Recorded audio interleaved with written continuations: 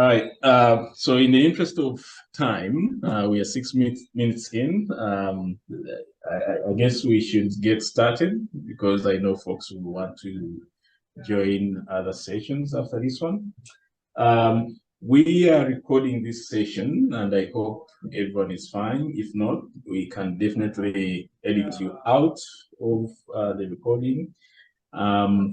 We want to make our content available to a wider audience, certainly in accessible format. So please let us know after the session if you want to be edited out of the session. But also because this is a very early morning session, so folks are probably still finding coffee or getting out of bed. So yeah, so for future participants, folks listening to this session, this is a conference session, Association of Library and Information Science Educators in Milwaukee.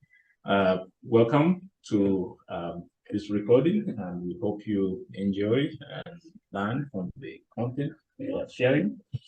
My name is Dick Kawoya. I'm an associate professor in the School of Information Science at the University of South Carolina. And today, joined by 3 colleagues. I'll probably start with the folks in the room. First and foremost, Dr. Clayton Copeland. They will probably speak more, introduce themselves, speak more about their research interests and teaching areas of expertise when they come up to speak. Next is Miss Brandy Fox, our graduate assistant, who is soon graduating, and we don't know how we are going to replace her. She's irreplaceable, valuable member of our team. So thank you for joining us today. And on Zoom is Dr. Eric Robinson. He's waving. Dr. Eric Robinson is in the School of Journalism and Mass Communication. Again, when he comes up to speak, I will request him to speak more about his research and areas of expertise. So this morning, we are here to talk to you about our research, which is starting, but not starting. Dr. Clayton and I have been working on this for a good 3, 4, 5 years. Most recently, she published a very important book on this general topic. I'm sure she will talk about this. But the key focus of our work is equitable access for blind, visually impaired, and print disabled students. So how can we make sure that BVIPD students enjoy the full education experience like non-BVIPD students? You will see in a minute why that is important, but this is if I can get this to work, maybe not. Can I?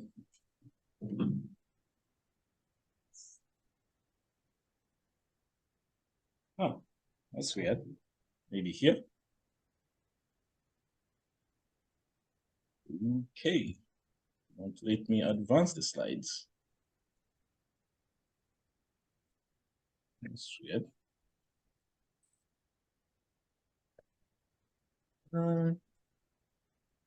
Trying to figure out how to advance the slides. So if you don't mind, let me get tech support.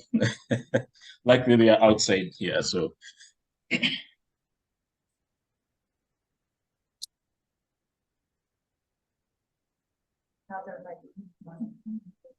you want me to go so he can continue talking?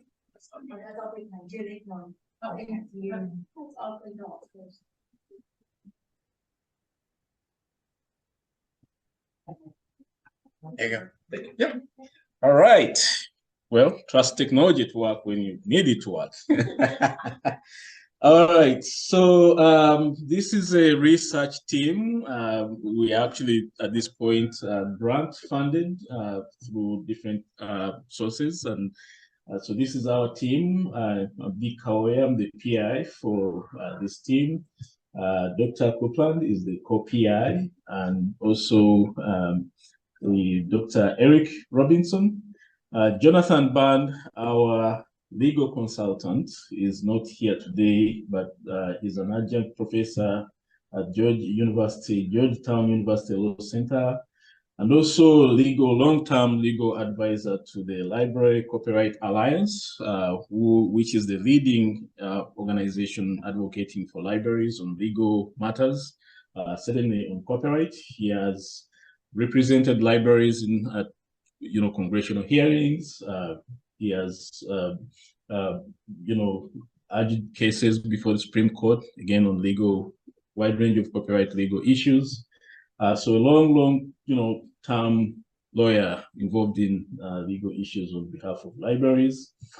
And finally, and certainly not least, our highly competent and valuable member of our team, Ms. Brandy Fox, who is an MLIS candidate in our program and soon to graduate. We don't know how we are going to replace her. She's certainly irreplaceable.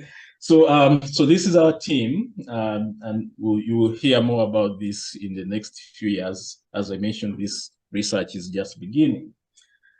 So today we are going to talk to you about, give you a quick overview of our research, briefly talk about preliminary findings, primarily the literature review and social media data we've been able to collect on this topic. Then we will get into small activities, what we call group insights, where we together collectively consider a few questions and probably course of action or call to action. And finally, we'll talk about, next steps in terms of where we are going, but also where we want to invite you to join us on this journey. So why are we here today? Why are we interested in this topic? And I think the best way to do this is to probably ask you, how many of you have taught semester-long courses? Okay, everyone, right? How many of you give out syllabi on the first day of class? Okay. How many of you always ensure that you have accessible content for your readings? Okay, excellent. That's much. All right, so that's very good. I mean, this is a very good audience. Many of us obviously give out syllabi on the first day of class. And that for BVIPD students triggers the process of finding content that you've assigned for your class, okay? For non-BVIPD students, it's as simple as logging into library databases and finding those sources. Maybe going to the bookstore and finding the textbook if they have not already ordered one and delivered to them. For BVIPD students, that triggers the process of finding all the content that you have assigned through the disability services offices on your respective campuses, and they're called different names. So that process for most students can take as quickly as a day. For most students, that is unfortunately not the case. It could take weeks, and we've had cases where the material is never delivered. Okay, so you can imagine the disadvantage most of these students faced when they enroll in our classes. The situation is probably worse if they are in an online environment, meaning they are off campus and therefore no support system around them. So we've been interested in this topic of lack of timely and equitable access to accessible content that is otherwise readily available to students, non-BVIPD students. So that is at the core of our research and this project. So when we thought about, okay, how do we want to address this problem? Preliminary review of the literature showed that at the core of this problem is lack of efforts on university campuses across the nation and beyond to providing a framework or frameworks for creating, accessible content, students requesting accessible content, remediation, which is making that accessible content created, the delivery of accessible content, and finally, retention and sharing of accessible content. Most of us teach pretty much the same courses year in and year out every semester, and as probably assign the same content. So why can't we make sure that the content that we assign is available to future students who are enrolled in our classes? So we are proposing or investigate the feasibility of creating a campus accessibility partnership model built around these key elements or workflow steps. So we call this the RRDRS service framework. And the idea is, how can we investigate the feasibility of introducing and implementing this framework on a given campus or institution, at a given institution? So in terms of our research questions, we have 5. The first one is, how familiar are DSOs or Disability Services offices and academic libraries with the legal infrastructure to facilitate access for BVIPD students?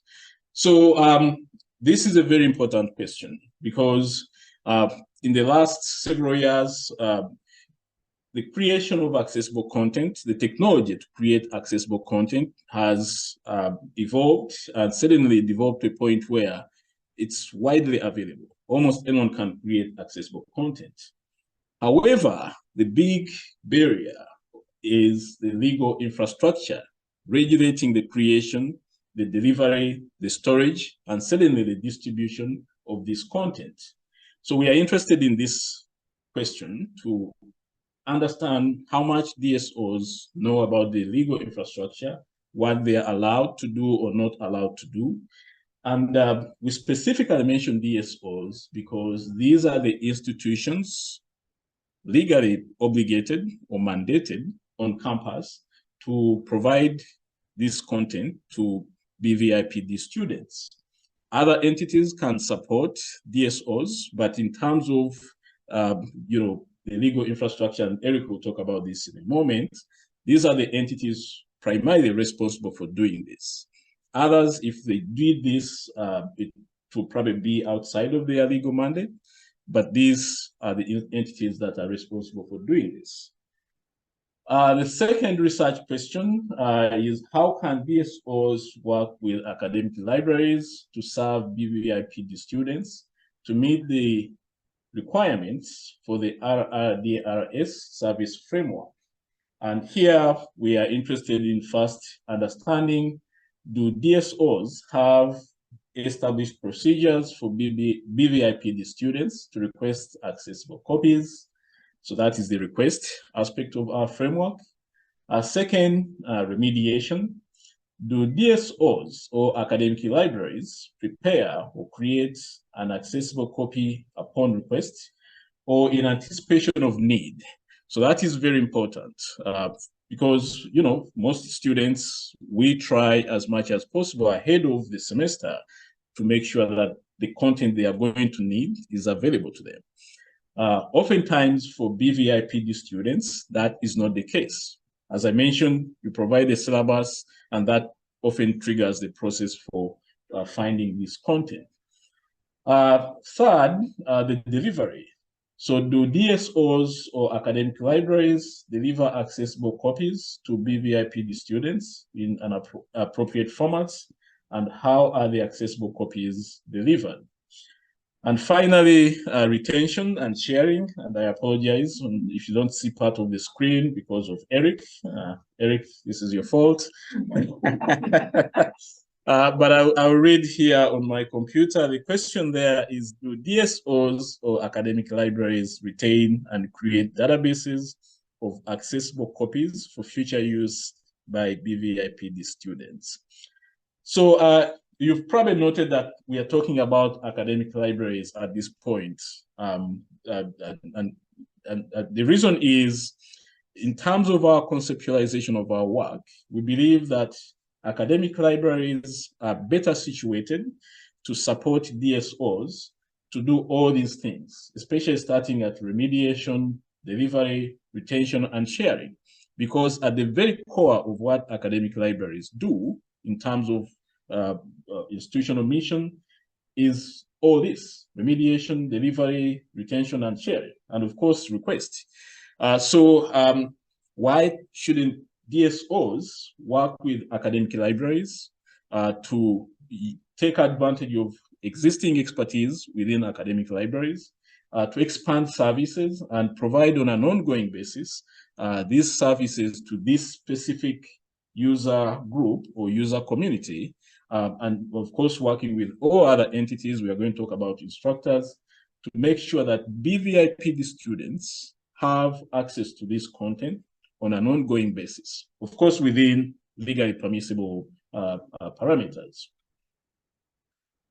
Our third research question is what are the BVIPD students' lived experiences with the current services, and how can their lived experiences be improved upon by the implementation of the RRDRS service framework by DSOs and academic libraries.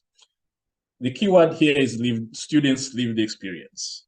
So we can talk about this all day, but until you understand what it means to be blind and taking an online course or a face-to-face course, you cannot fully understand or grasp the complexities, the difficulties that these students experience.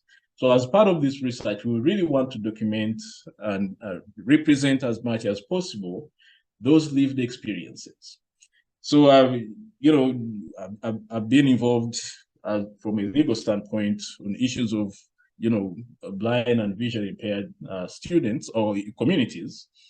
But on this one occasion, I was at a conference in Botswana in Southern Africa, and a blind librarian, academic librarian, requested us to do an exercise, which I'm going to ask everyone to try to do. So if you don't mind, stand up and push your chair behind you. Clayton, you don't have to do this. Close your eyes. Take 2 steps on the right.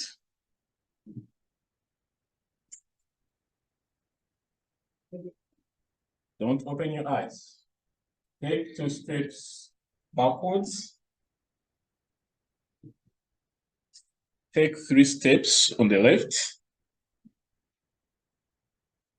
and 2 steps forward. Can you find something on your table? Something you know was there. Anyone successful? Okay. All right, open your eyes. Now, this is not to trivialize the experiences of blind students. Please sit. Blind students. This is just a very snippet of what it looks like to be blind. You and I are aware of our surroundings. We know where we started. But imagine someone whose life has basically been without sight, or they lost sight, as the case is for this librarian, who was fully sighted, perfectly fine, and had this condition that over a few years led to loss of sight. So that is what it means here. That's what we are trying to capture here, lived experiences. The difficulty of getting to a classroom, and we are now just talking about content, but think about the physical barriers. How do they go around campus? So we have one of our consultants, and we'll talk about her in a minute, who's a student, fully blind, fully blind, and successfully managed to navigate our way through our program. So when I was interim director, I had her for about an hour and a half in my office, and we talked about life. And she's a woman full of life and, has really made the most of, but it is, when you listen to these folks, it's incredibly difficult. Okay, so that lived experience is extremely, extremely important for us to document. and represent as much as possible in our work. So research question 4 is, how can instructors work with the DSOs and academic libraries to serve BVIPD students to meet the requirements of the RRDRS service framework? Here we introduce instructors, and instructors are key to this work.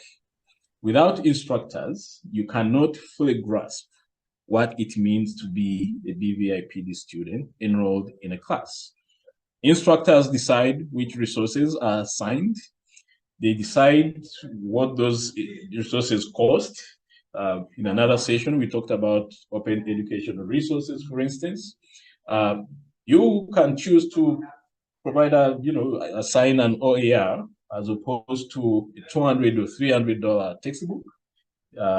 So the power instructors have in terms of over students in general, certainly BVIPD students, is something that we are interested in investigating in this work.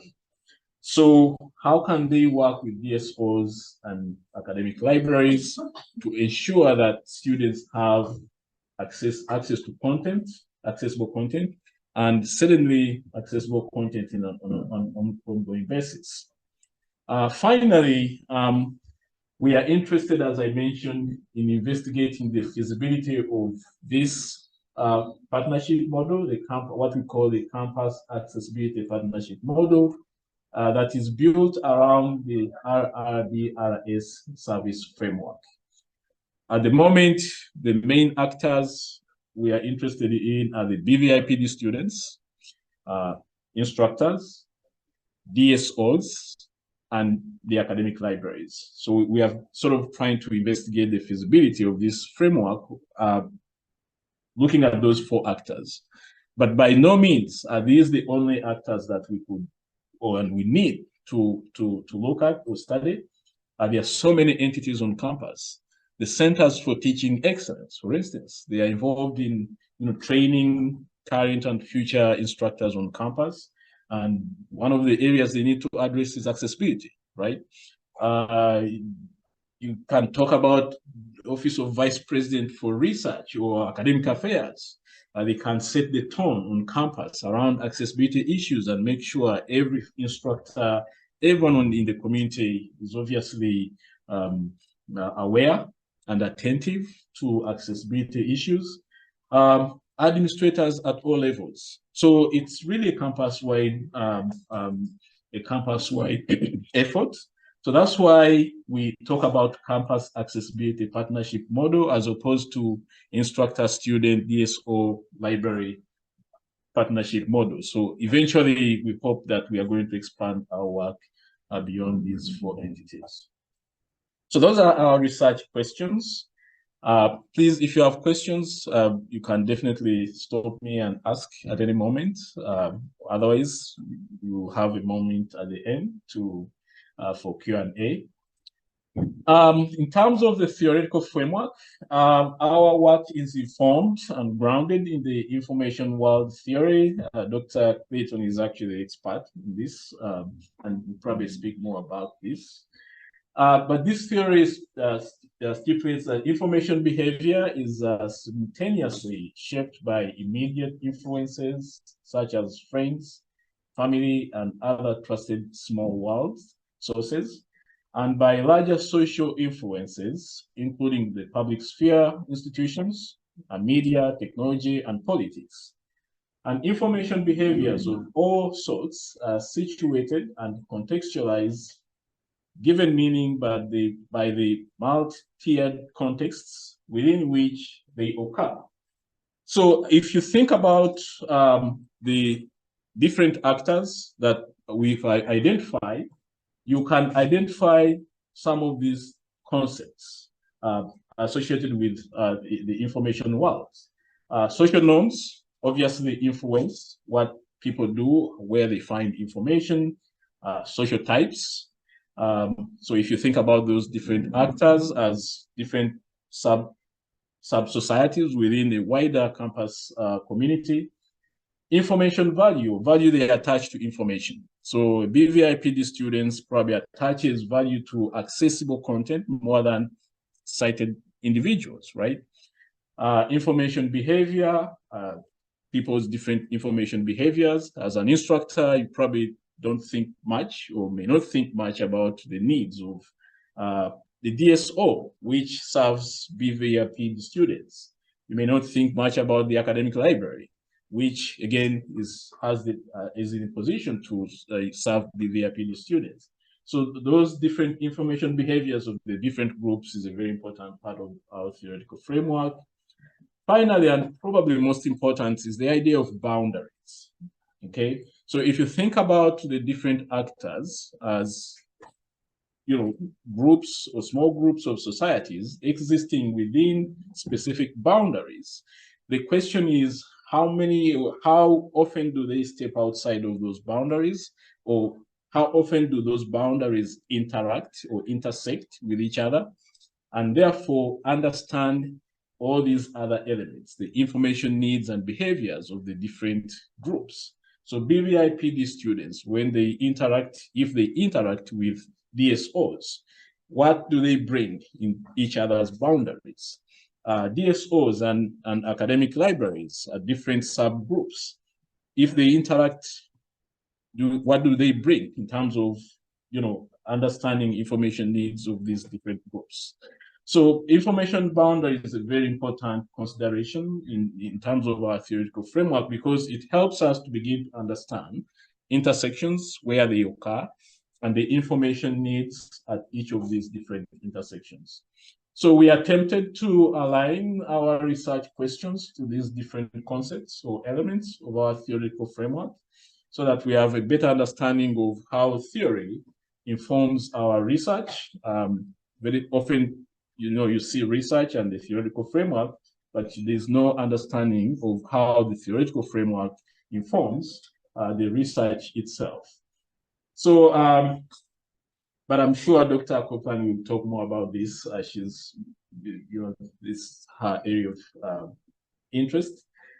In terms of research design and methodology, so there are different layers to this work. Initial work is a pilot study at the University of South Carolina, which is funded by our institution, Office of Vice President for Research. So that is a one-year research project. That work is also supported by our College of Information and Communication, or Communications and Information. I never get that name, but my Information and Communication, my dean will not be happy with me for not remembering our name. And then most recently, we've received a 3-year grant from the Institute of Museums and Library Services, IMLS, for a 3-year project, which is going to allow us to expand our work to the 14 SEC institutions. Now, reviewers asked us, why SEC? Quite honestly, we had no idea. And I suspect, initially I'm the one who suggested SEC. But so these are sort of institutions existing within a given geographical location. They are your typical institutions of higher learning. Certainly not representative of all institutions of higher learning by any means. But if you look at the key actors in terms of students, DSOs, academic libraries, and the instructors, they are representative of any given institution. So we want to use these as a framework or research sites to understand what is going on and how we can obviously inform our accessibility, campus accessibility model and workflows underlying that model. We are using a mixed method design, using qualitative methods to collect data from students, BVIPD students. Initially, the idea was to travel to all the institutions and physically interview students, BVIPD students. But most recently, we have decided to start with audio diaries. So have them record using our interview prompts, record their responses using audio diaries, upload that content into our shared drive, and then determine whether or not we need to do additional interviews with each of these students. We think this is an accessible and one way of easing, making participation more convenient to this community. We intend to interview around 10 students per study site, per institution, which brings us to about 140 participants. Each of these students will be given a $100 gift card upon uploading their files. We also intend to interview DSO staff, 2 at each institution, and academic librarians, at least 2 academic librarians, primarily responsible for BVIPD students or the general disability student community on campus. Quantitative methods, we are conducting a survey questionnaire with instructors. And instructors here are defined as any individual that has taught a semester-long class on campus. And the reason we want to be intentional to broadly define instructors that way is so that we have a wide range of representation in terms of instructors. So, adjunct instructors, graduate student instructors, that will help us to talk to a wide range of participants and understand their, experiences from an instructor standpoint. What is their experience working with DSOs when they have had a student, a BVIPD student in their class? So the instructors we are interested in are those that have taught in the past a class with a BVIPD student, or those who currently have a BVIPD student in their class. We want to understand how are they navigating the different bureaucracies on campus to meet the needs of their students in their classes. Again, I apologize here. Again, Eric is on the way, so I'm going to read off the screen here to make sure that those who are watching can see here everything that is on the screen. Typical of a lawyer, always in the way. Exactly. So in terms of sampling plan, we are using 2. The first one is the self-selected sampling for BVIPD students and instructors. And the reason that is so is because we are going to work through the DSO office to help us reach those students. Primarily, that's the primary way we are going to reach these students. DSOs, obviously, by their nature, they provide services to BVIPD students, but most important, they have records of students that have requested accommodations through that office in the past, whether past students or current students. So they will help us to directly reach that community. But we intend to use other venues to, invite participants to reach out to us to be part of the study. Expert sampling is to be used for DSO staff and academic libraries. Expert because these are individuals that have expertise in providing services to BVIPD students. And of course, academic libraries, we are seeking specifically those librarians that work primarily with BVIPD students. So that is in the nutshell, our research design and the methodology. At this point, I'm going to hand over to my colleagues to talk about what we are finding, at least in terms of preliminary findings. And of course, as I mentioned, I want to invite them to talk a little bit more about themselves before they get into the presentation. Thank you. Thank you, Dr. Floyd. You all may please let me know today if I use a microphone. My students tell me that I do not. I really project. Yeah, you definitely need one for recording on Zoom. So please. So, my students tell me that my voice naturally projects. I inherited that from my grandfather. Again, I'm Dr. Clayton Copeland. I'm on faculty with the School of Information Science at USC with a primary interest in accessibility issues. And this comes from professional and personal background.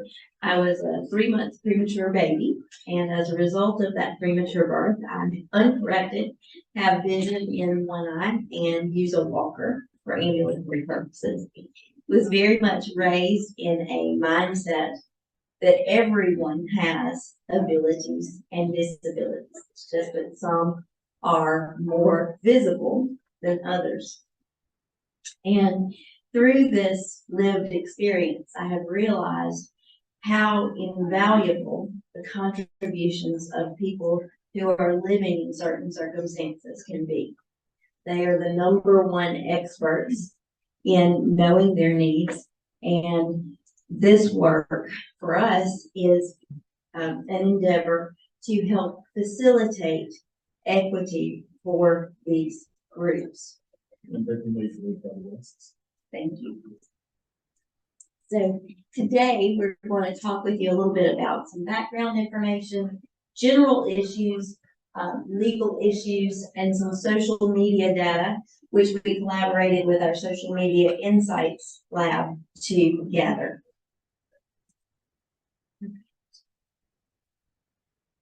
And so according to the Centers for Disease Control and Prevention, or the CDC, vision disabilities are among the top 10 disabilities for populations ages 18 years and older.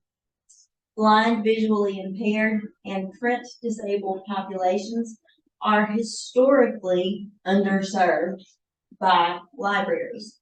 And here we see a tendency to refer populations in the BVIPD groups to specialized library services like the National Library for the Blind and Print Disabled versus having equity of access in all of our libraries. Only about 5% of published works are available in formats that are accessible to BVIPD populations, and this is according to the National Federation for the Blind. And a recent study found that BVIPD populations are very frustrated by this lack of accessible formats. A recent Association on Higher Education and Disability, or HED, survey found that amidst course format changes, students with disabilities were having greater overall difficulty adjusting to online environments due to inaccessibility of the content. And this was certainly heightened and brought forth to everyone's attention during the COVID-19 pandemic and the height of that. We also realized that some students are hesitant to disclose disability to disability services offices. So particularly students who can avoid that process, those with certain print disabilities like learning differences and dyslexia, etc., may choose not to disclose to the DSO for fear of perceived stigma and consequences related there. So, in thinking through all of this, please, we want to think about why this work matters. Among people with disabilities, educational attainment is lower. Only 12.3%, 12.3% fewer individuals with disabilities graduate high school. 14.3% fewer complete a bachelor's degree. Even prior to the COVID-19 pandemic, the unemployment rate for people with disabilities was nearly double the unemployment rate of people without disabilities. And this increases the likelihood of these individuals living below the poverty line. Unlike other disabilities, blindness and visual impairment render these individuals almost entirely dependent on others to function in society, including in research contexts. Accessible content is critical. So for those of you who may be watching this, the slides will be available. I know we are working with content for the recording, but the slides will be posted online at our website.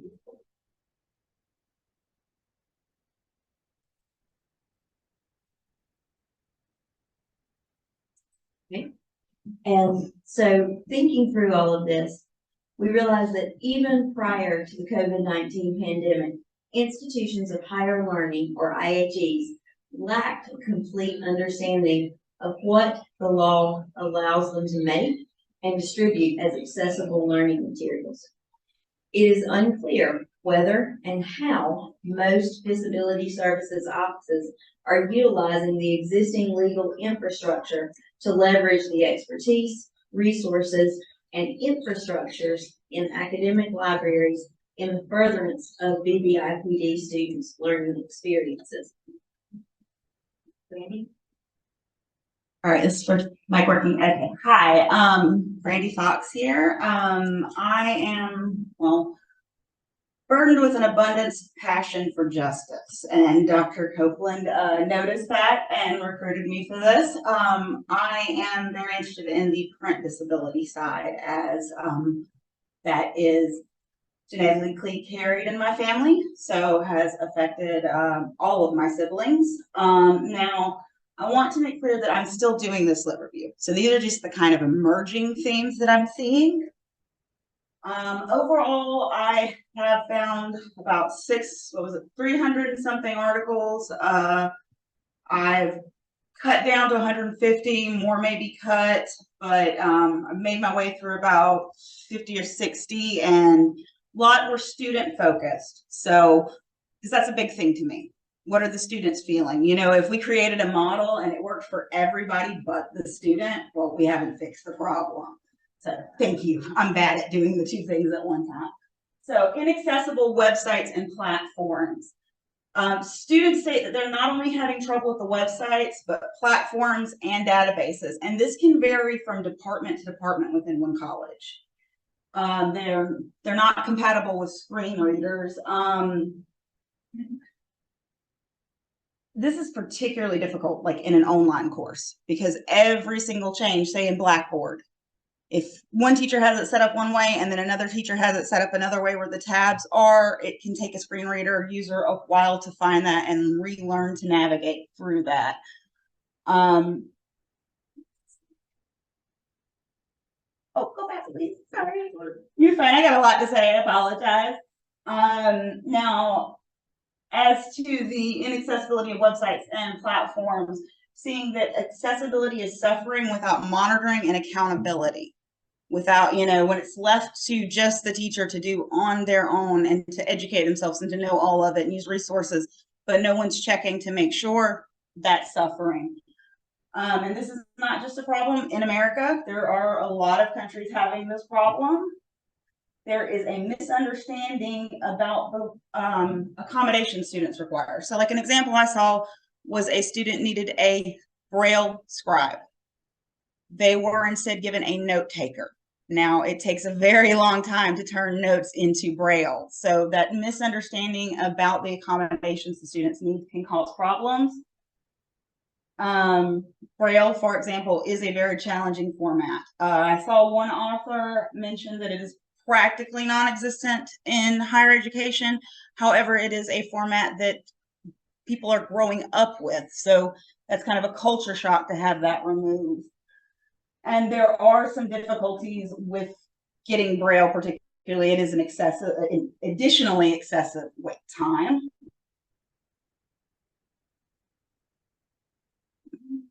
Okay.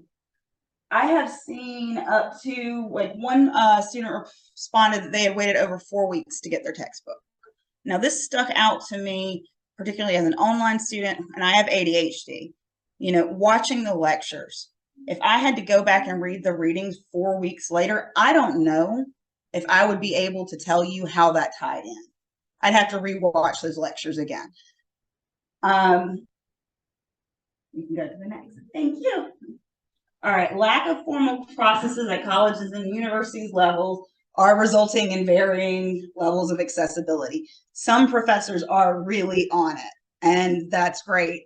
But when a student goes from, say that's their first semester, and they experience this amazing professor who's great at accessibility, and then their next professor isn't, it's causing a lot of problems there, and it's not fair to faculty to not have the training or the knowledge to do that.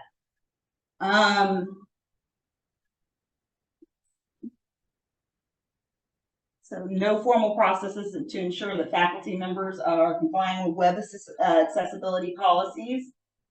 Okay, now small changes can have big consequences for BVI-PD students.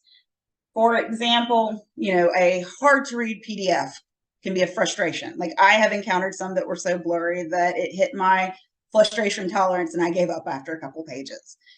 But if a screen reader can't read that, they're shut out completely. And then if a professor, say, changes the course ratings, now they've got to get access to that new thing.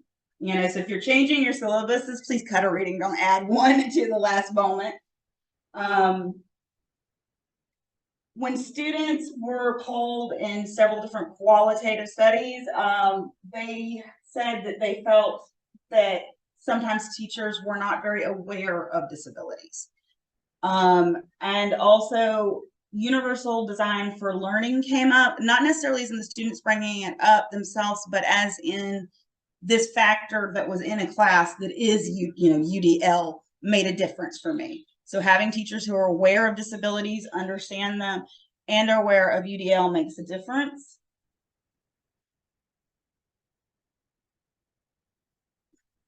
All right, multiple studies, students specifically stated that the professors' attitudes about accommodations and their attitude about disability made a significant difference for them.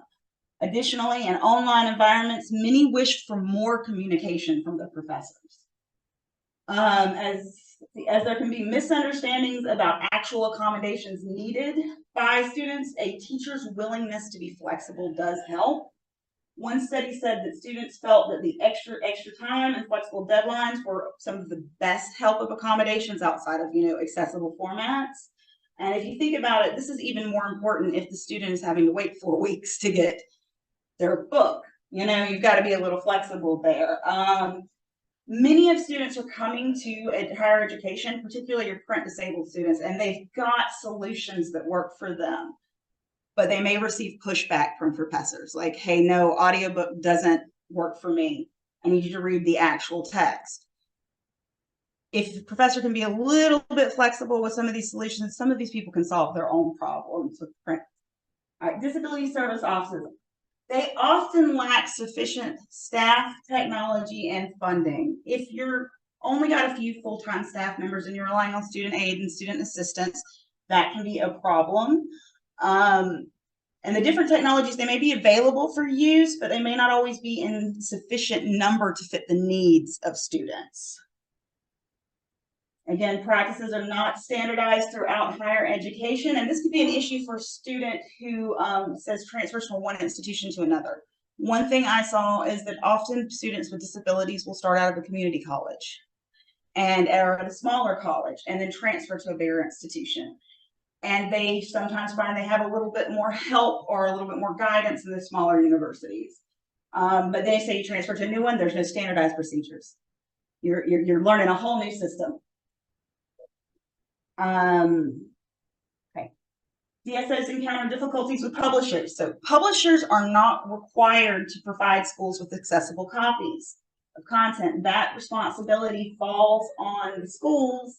So the publishers may not even reply to the DSOs. That happens sometimes. They're not currently equipped in maintaining the number of accessible copies created over many years. So if all of the accessible formats are retained, one's creating a library. That's what you're doing. Given their other responsibilities and the limits of DSOs, maintaining a library too is a lot to ask of them. failure to implement retention and sharing results in costly duplication, given time, effort, and resources.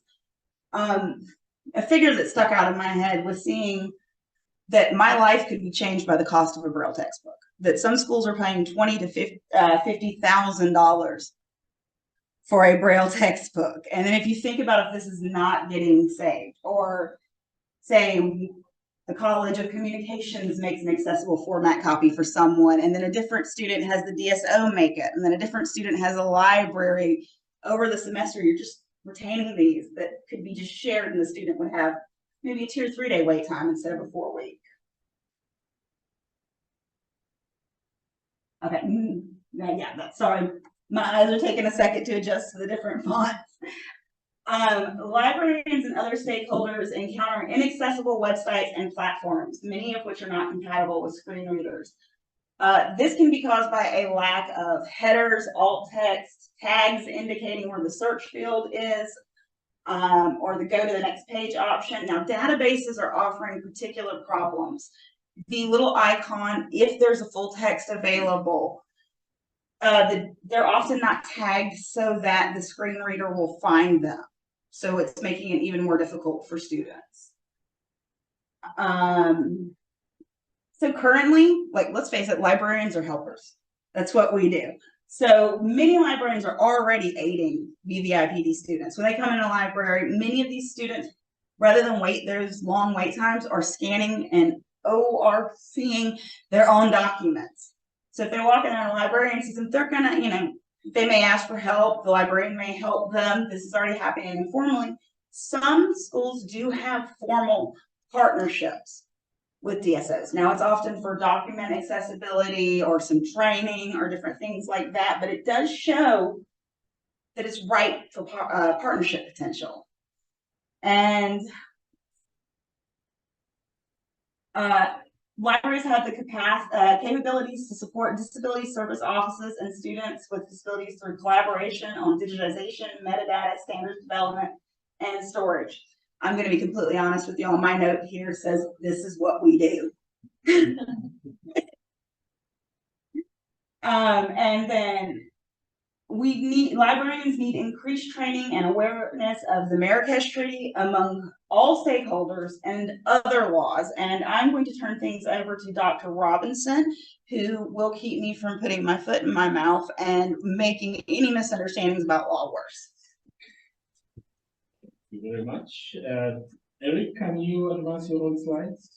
No. Need to do. Okay, thank you. All right, let me know you. All right. So I'm the Debbie Downer of the group because I'm the lawyer. I teach media and internet law in the journalism school, which is part of the College of Information and Communications. I've also been a media and internet lawyer for, 25 years, 30 years now, including copyright issues. I actually wrote our university's copyright policy. And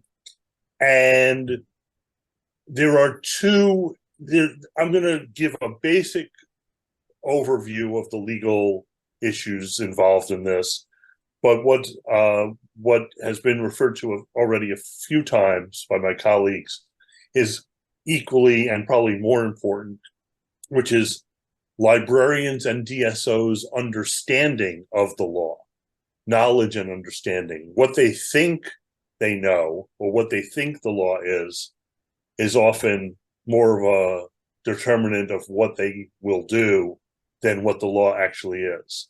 Now, I will admit the law is actually a little bit confusing. So like I said, I'm just going to try to lay out the basics.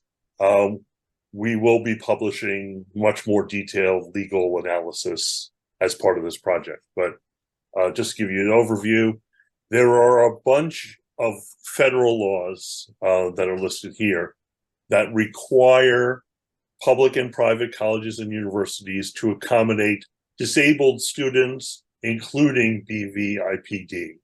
A lot of these laws actually just talk in terms of general disabilities. But these laws are the Rehabilitation Act, which dates back actually to the 70s. the Americans with Disabilities Act, with which many of you are probably familiar, which is from the early 2000s, and then the Higher Education Act, which was first passed. Was first passed in 1965, and then it was reauthorized under a new name, the Higher Education Opportunity Act, in 2008. And all of these collectively and in court decisions interpreting these statutes have the bottom line is that colleges and universities, both public and private, regardless of whether they receive federal funds or not, are required to accommodate disabled, including BVIPD. I always trip over that. Students. The legality, that's the bottom line. The legalities of that are actually surprisingly complicated. There was a whole series of court cases deciding whether the federal government could mandate something like this, especially to state colleges and universities, because states are supposed to be independent. And the 11th Amendment, I'm not going to bore you with all that, but the bottom line is these federal laws require colleges and universities to accommodate. You go to the next slide. So there's that body of law requiring colleges and universities to accommodate disabled students, and they are legally required. By being legally required to, they can also be sued by the U.S. Department of Education and or individual students. And there have been a number of those cases, although the Education Department usually does an investigation and then reaches a settlement with the college or university when there's been problems. So that's one body of law. There's another body of law, which is copyright law, which traditionally, the idea behind copyright law is if I create something, a work, broadly defined, I own the copyright to it for a period of time. That's actually a pretty long period of time. And that copyright allows me to determine in how, when, why, and in what formats my work is going to be distributed. That's the general idea behind copyright. However, since we're currently working on under the 1976 Copyright Act, that's the last major revision of the Copyright Act, although we'll talk about some subsequent revisions to it that have happened. The 1976 Act actually has some provisions regarding access of materials for the blind, in terms of talking books and Braille and that sort of thing. Very limited, but even at that early stage in this, there was a recognition that copyright had to accommodate some disabilities or place that owners of copyrights, the government had to allow certain uses of copyright works for certain disabilities. The Copyright Act also includes something called fair use, which is a term you may have heard, which allows for use of a copyright work without permission for limited purposes, one of them being educational purposes. But what can be used, how it can be used is intentionally vague, because it's supposed to be decided on a case-by-case basis. And there are 4 different factors, including how much are you use of the original work are you using, what are you using it for, and one of the primary ones being, are you affecting the market for the original work? Are you affecting the copyright owner's ability to make money from their original work? Now, there is not much of a market in accessible materials. as was already pointed out, are only around 5% of overall books are available in accessible formats from commercial publishers. So there's a market failure there. So that would play into whether making accessible versions is fair use, because they're not taking advantage of that. They're not accessing that market at all, or very little. So that's the basic Copyright Act. There have been amendments and provisions added to it over the years.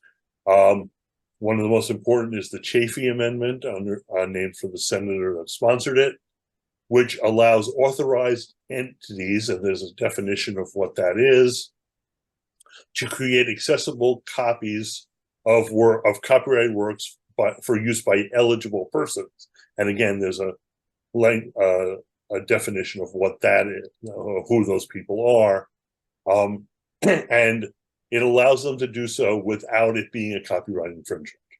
And this was a major step in creating accessible versions of documents. So there are a number of authorized entities out there.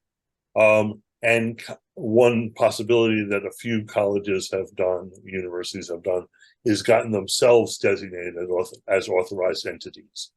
But that does require a bit of knowledge and also a bit of paperwork to do that.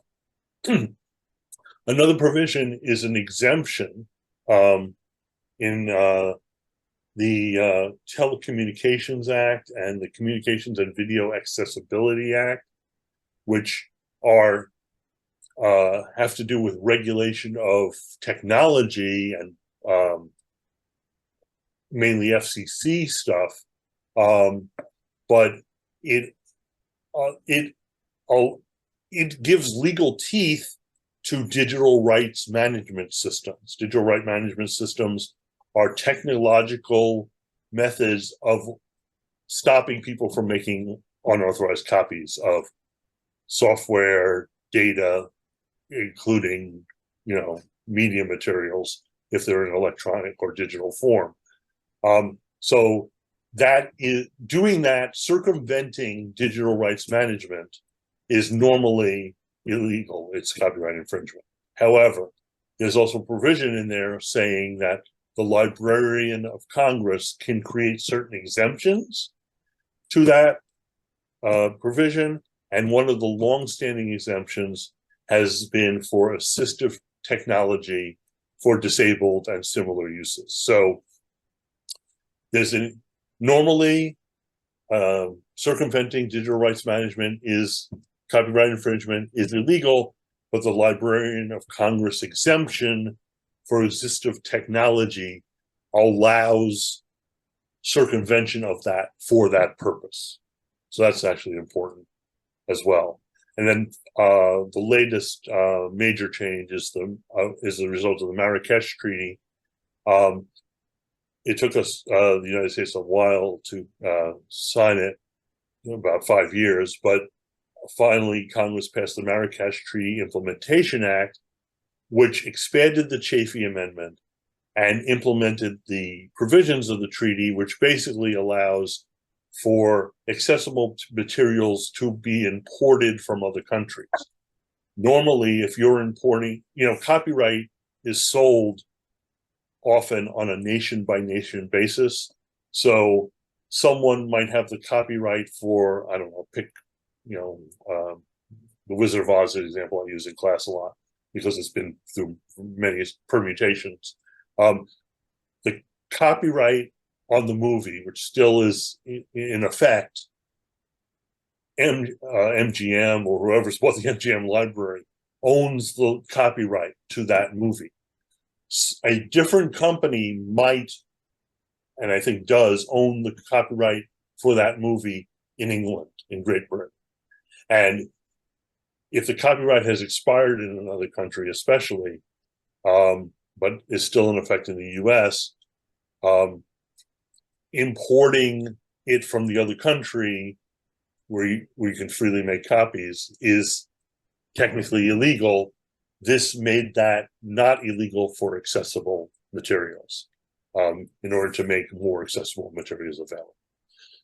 Okay, you can go to the next slide. So that's kind of the lay of the land. But there are a number of questionable and unresolved issues, which are kind of summarized here. One of them is, I talked about the FCC a moment ago, under the Telecommunications Act and the Communications and Video Accessibility Act. The FCC has issued exemption from e-readers that they don't have to be accessible. So we're talking Kindles and other devices that people use to read digital books do not have to be accessible and do not have to be compatible with accessibility software, etc. The rationale for that from the FCC is that these laws regarding accessibility only apply to communications devices, cell phones, computers, that sort of thing. That e-readers are not communications devices. They don't allow, traditionally, they didn't allow or were not set up for person-to-person communication. So that was the rationale for exempting e-readers from the accessibility requirements, and that exemption still stands, but is a major impediment for, in what we're looking at, colleges and universities using e-texts and things like that. Although I should add that some colleges and universities, as a condition of their purchasing contracts, have said you have to make it accessible. So even though there's no legal requirement, the colleges and universities have independently said, we're not going to buy it from you unless it's accessible. A more broader question for libraries, and part of the point of this whole project is library involvement in these issues, and libraries should be more involved in these issues, but there are copyright issues for libraries in doing this kind of work. One is the question of whether a library has to have in its collection a non-accessible version of a work, and then in order to create an accessible version of it. In other words, they have to have the legal rights to at least a copy of the original work, and then they can make an accessible version of it. That's one legal question that frankly hasn't been adequately addressed. And then kind of a subset of that is, do they have to have a non-accessible version for every single accessible version they create? In other words, if 2 students need it, do they have to have 2 copies? Now, with physical books, if they allowed you to take it out for the semester, for example, they would need 2 physical copies of the book. So that's another question that frankly has not been addressed and not been resolved. But a growing issue that kind of supersedes all of this is contract law. Many libraries now get their materials digitally in big databases they buy subscriptions to or access to, and those would include articles and books. And written into those contracts are provisions saying they can't make copies of the material. And that copyright provision would override any rights they have under copyright law, because you can sign away most of your legal rights in a contract. That's a long-standing principle of contract law. If those provisions are enforced, and against libraries who make accessible copies of material that they have purchased in this way, there could be legal implications for that. So, like I said, this is just a broad overview, but those are the kind of parameters that surround this issue, some of which, as I've said, are not really resolved. And that makes librarians sometimes skittish, it makes DSOs skittish, and it makes general counsel's offices and universities skittish as well. So the law generally recognizes that this is an issue, facilitates it in many ways, but some of the uncertainties hold universities back in doing this kind of work. And that's my piece. All right. Thank you so much, Dr. Eric Robinson, who obviously is helping us navigate the complex legal infrastructure for regulating accessible content for BVIPD students and beyond. So we decided to go beyond the traditional literature review to understand what folks are talking about these issues on social media. We know very well a lot of young people don't necessarily communicate through traditional scholarly means. So we decided to look at these issues in context of social media to see if there are any conversations happening. I recognize that we are almost out of time and we want to have even a minute at the end of this session to hear from you. So I'm gonna quickly run through these. So these are some of the platforms where we've searched. We've used our college social media insight lab. We have a team of experts there who helped us to search from different platforms using this software, NetBase Quid. It's a very powerful AI-driven platform. Again, Eric is blocking the picture there with the dean. But again, as I mentioned, these slides will be available alongside the recording, so you can see all that content. We've found a lot of interesting conversations. So as you can see, the outputs from that platform. But we've seen a lot of conversations and issues folks are talking about. Of course, when you search social media, you're also going to find a lot of irrelevant content. But here is one snapshot of that. This individual talking about or warning prospective students, don't mention disability when you contact colleges, #colleges. This is not the advice I want to be giving, but with many colleges boasting questions from prospective blind and partially sighted students, asking about support and #assistive tech, something needs to change. So you can see some of the concerns prospective students have when they're talking about, their future experiences as BVIPD students.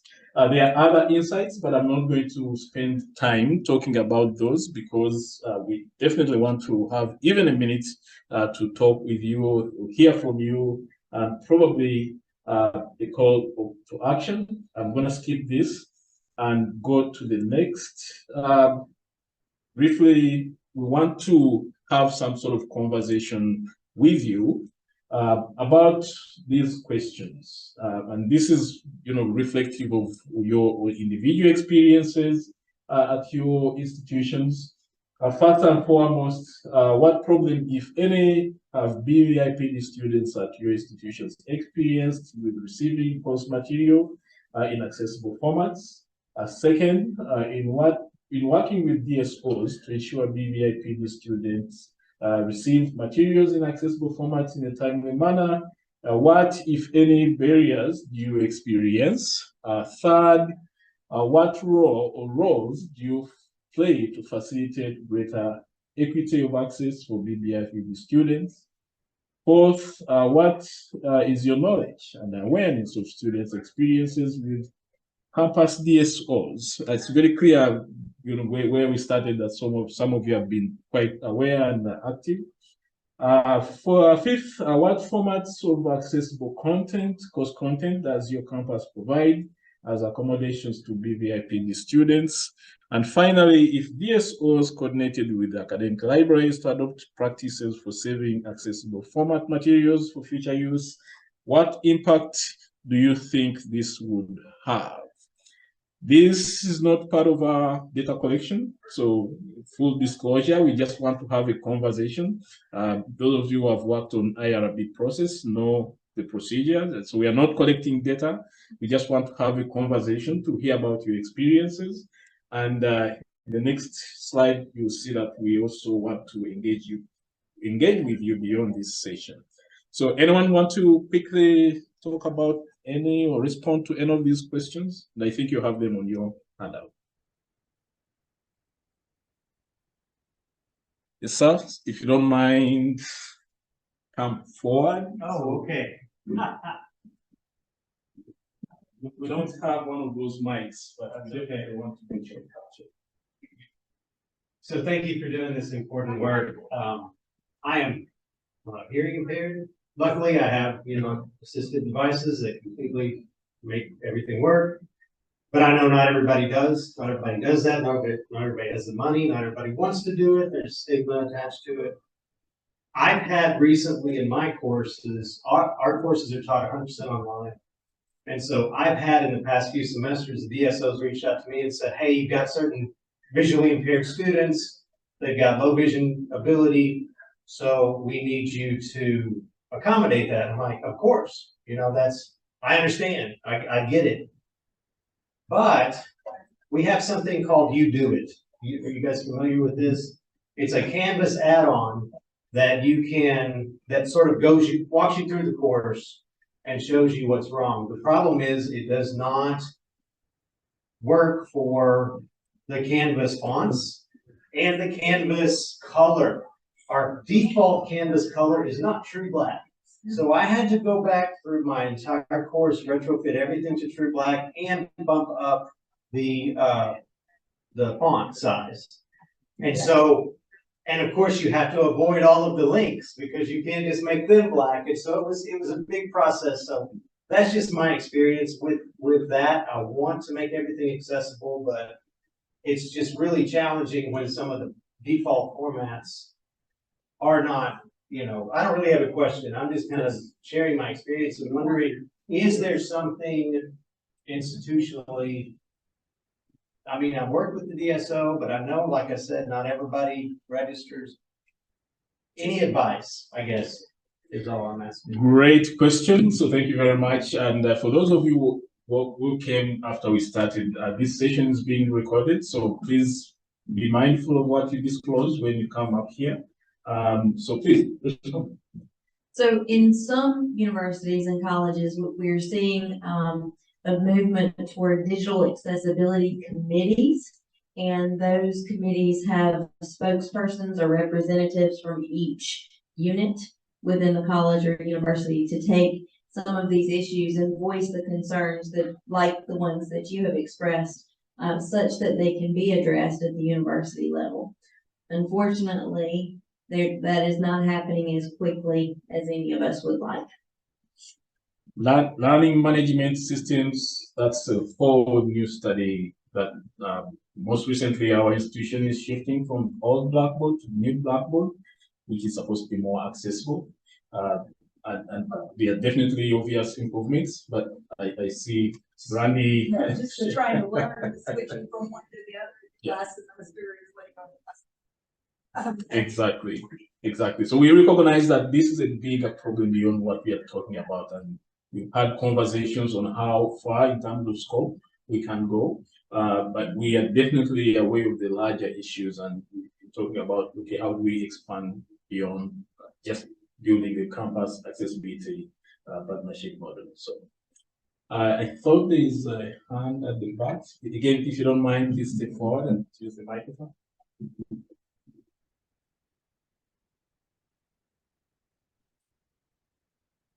I was just going to mention in regards to Canvas, they have a pretty engaged accessibility division, including public meetings about their accessibility work. And obviously, if there's an accessibility problem that we find at one institution, it's applying to all of us who use Canvas. But they seem very open to input and feedback, and also have a lot of resources. So just for what it's worth, I was really impressed. I've been to one of their meetings and was really impressed with the work that that group is doing to improve Canvas for everybody.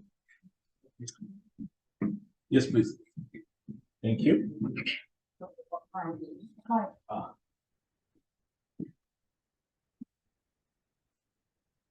Hi, sorry, I came in late, so I wasn't sure what we covered. At my university, we have an Office of Disability Accommodations.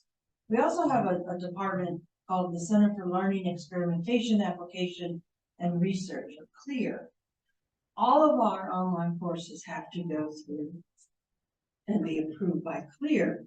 The problem we're having, especially for a colleague in a we teach cataloging and classification online. We use software. And the software is not accessible. So we're having difficulty with one class, especially getting it cleared and clear. And I'm not sure, I mean, I guess I'm trying to look for an answer here because we're, you know, they're saying you can't teach this. And of course we want to be able to, you know, teach it, but it's a very technical. So is there anything out there to help any sort of screen readers that help with something that's so technical? Yeah. Yeah. Like There's a that. lot of problems with charts and Yes. graphs. Yeah. And I then- don't want to put Dr. RG on the spotlight, but you also teach cataloging, and Yeah. is this a problem you've been able to? Not yet. Not yet. My particular university, I believe, was, legal issues. Please don't disclose Yeah, anything you no, don't but- need to. Just in terms of this, clear is like foot down. You cannot teach this until you solve this, and we have no control over. Okay. They're wanting you to solve for something that should be solved by the software. Yes. Okay. And I don't know how to, you To know, do it. my colleague and I are like, what do you want us to do? I mean, we just like, Complaint. yeah, so is this a common issue, I guess is. Okay. And then I recognize, or we recognize we are not going to be able to resolve every issue here. It is our intention that the value of doing this at the beginning of this grant and 3-year research process, probably multi-year research process after this, is it gives us the opportunity to learn, to hear what the issues, make sure we are designing instruments to capture some of the issues you are raising. If not within the scope of our work at the moment, certainly to make sure going forward we are addressing that, or even bring it to the larger community within, you know, disability learning community to address these issues. So any other question, pick one? All right, if not, so I want to invite Dr. Clayton to speak about this. I promise this is our final slide. So we just ask you all for your continued input. We are the ones who are living this experience, all of us. And so we ask you to please return to your institutions and find the information regarding the questions discussed in today's sessions. Please share your findings with the research team through my email account, and we will keep all of your information confidential. Aggregated findings, we hope, will be shared at an upcoming Elise Disability SIG webinar. So we thank you so very much for your time and attention today and for all that you do for all of your students. Thank you very much. Again, Dr. Copeland's email. Wonderful research team, as you can tell. That's our email, reach out. We are going to organize this SIG.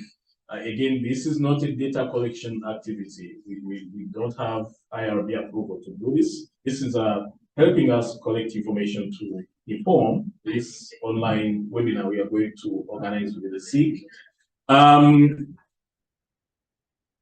Finally, folks that are making this work possible. Yeah, we want to acknowledge the Institute for Museum and Library Services, University of South Carolina, Vice President for Research, and the College of Information and Communication. Now I remember them. For supporting our work with invaluable resources that have been made possible for us to do this and reach as many participants and audiences and forums in the next 3 or 4 years. So we really appreciate their support. With that, I want to thank you for coming, and the apologies for the technical issues at the beginning, which meant that we had less time for this engagement, but we hope to see you at future conferences and events where we are going to talk about these issues. Thank you very much.